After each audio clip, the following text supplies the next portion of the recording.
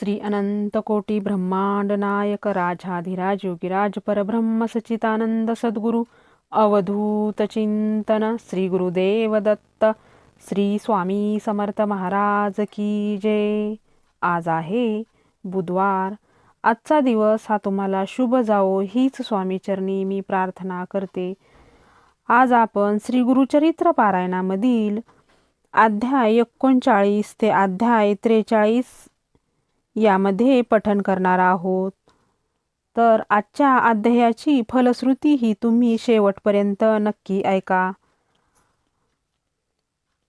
अध्याय 39 त्याची फलश्रुती आहे सद्गुरूंची प्राप्ती होऊन योग्य मार्ग सापडतो। अध्याय 40 त्याची फलश्रुती आहे कुष्ठरोग नाहीसा होऊन शरीर निकोप होते।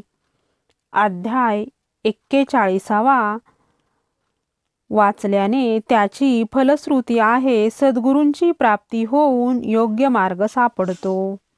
अध्याय 42 वाचनाची फलश्रुती आहे विद्या व फलाची प्राप्ती होऊन कर्तबगारीला यश येते। अध्याय 43 वाचनाची फलश्रुती आहे गर्व व क्रोध नाहीसा होऊन ऐश्वर्याची प्राप्ती होते। आजचा दिवस हा तुम्हाला शुभ जावो। श्री स्वामी समर्थ। जय जय स्वामी समर्थ।